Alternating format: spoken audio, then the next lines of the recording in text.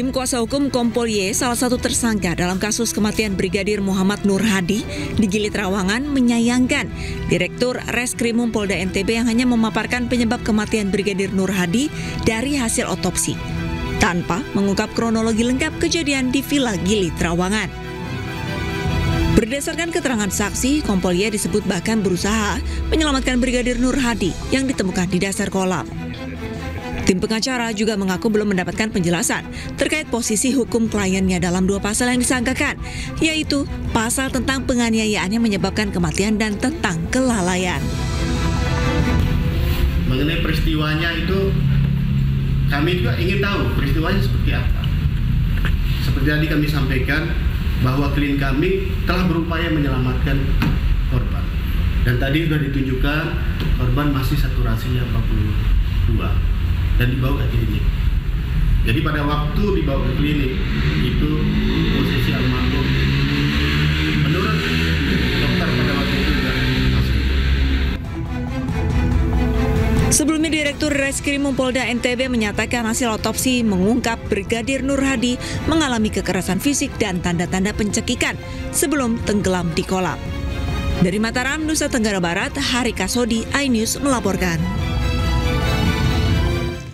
Fakta-fakta baru terungkap dalam kasus kematian tragis Brigadir Nur Hadi di Gili Trawangan, Lombok Utara. Penyebab kematian korban ternyata akibat adanya tindak kekerasan yang diduga dilakukan oleh atasannya.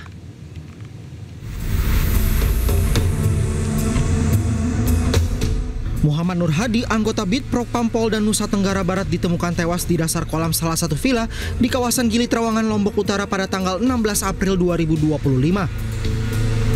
Pada penyidikan awal, korban diduga tewas karena tenggelam. Tragedi kematian polisi dengan pangkat brigadir ini sebulan ditutup oleh penyidik. Namun kuatnya dorongan publik terhadap pengungkapan kasus ini membuat polisi akhirnya bertindak. Dan berikut kronologi kematian Brigadir Nur Hadi. Pada hari Rabu 16 April 2025, Brigadir Nur Hadi bersama para pelaku datang ke salah satu villa di Gili Trawangan, Lombok. Di sana mereka menggelar pesta bersama teman wanita. Kemudian pada pukul 20 waktu Indonesia Tengah, korban Nur Hadi berendam di kolam bersama pelaku dan teman wanitanya. Kombes Syarif menyebut Brigadir Nur Hadi diduga merayu teman wanita pelaku. Lalu pukul 21 waktu Indonesia Tengah, pelaku diduga menganiaya korban di dalam kolam hingga pingsan dan korban dibiarkan hingga akhirnya tewas.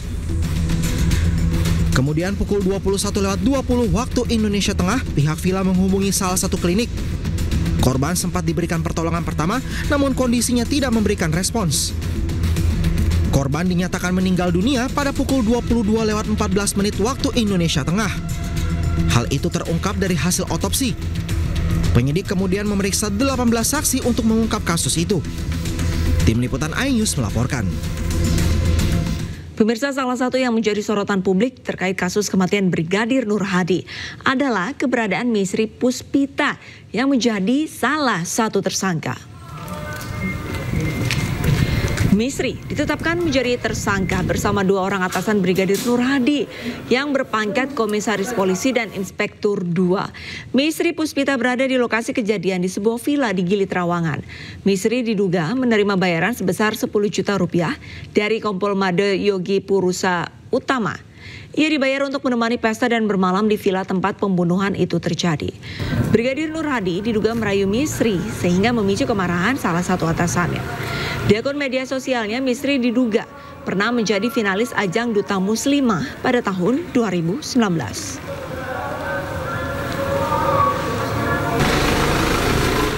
Pemirsa, ibu kandung Misri Puspitasari terpukul mendengar anaknya terseret dalam kasus kematian Brigadir Nur Hadi. Misri merupakan tulang punggung keluarga sejak ayahnya meninggal dunia tahun 2022 silam. Misri selama ini harus membiayai sekolah 5 orang adiknya.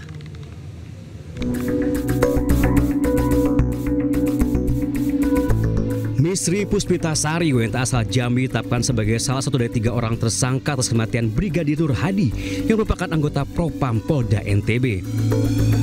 Misri yang berusia 23 tahun merupakan warga desa Mendalo Darat, Kecamatan Jambi Luar Kota, Kabupaten Muaro Jambi, Provinsi Jambi. Ibunda Misri, Lita Krista, mengaku terkejut dan terpukul ketika mendengar anaknya terseret dalam kasus ini. Dirinya yakin Misri tidak terlibat dalam kasus tersebut.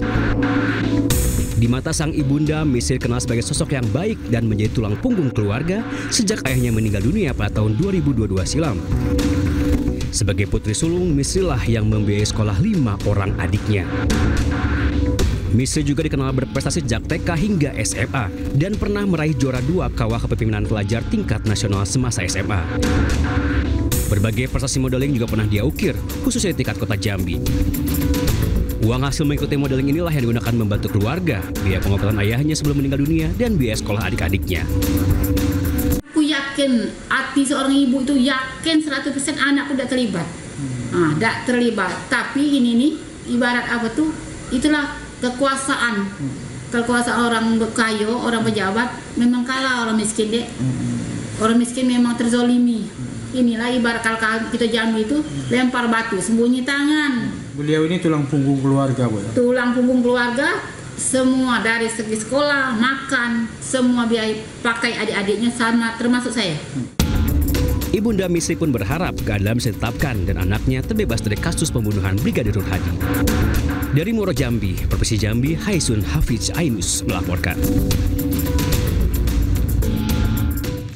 Kasus kematian diplomat muda Kementerian Luar Negeri Arya Daru Pangayunan dengan wajah tertutup lakban hingga kini masih menjadi misteri. Dalam kamera pengawas, seorang penjaga indekos nampak memeriksa kamar korban dengan mengintip dari celah pintu sambil berkomunikasi dengan orang lain lewat telepon genggam.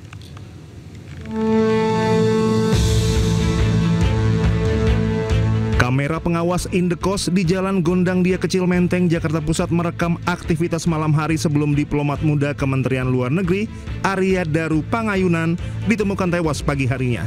Sekitar pukul 00:27 8 Juli nampak seorang penjaga kos berjalan mondar-mandir di sekitar kamar kos korban. Sambil berkomunikasi lewat telepon genggam, penjaga kos kemudian mengintip kamar korban melalui celah pintu. Diduga penjaga kos tengah berkomunikasi dengan orang terdekat korban yang meminta memeriksa keberadaan korban di dalam kamar. Tidak terlihat gerak-gerik mencurigakan dari si penjaga kos atau keberadaan orang lain.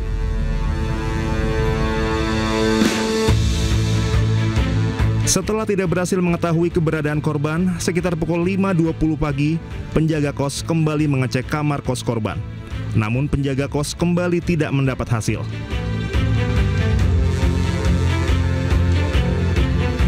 Video ini merupakan rekaman terakhir aktivitas yang terlihat di halaman indekos sebelum Arya Daru Pangayunan ditemukan tewas pada pagi harinya dengan wajah terlilit lakban.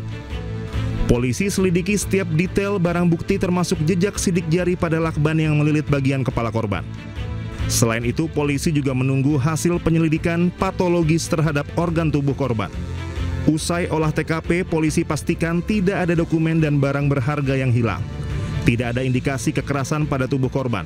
Sejauh ini 5 saksi sudah diperiksa termasuk penjaga kos dan istri korban. Dari Jakarta, tim liputan iNews melaporkan.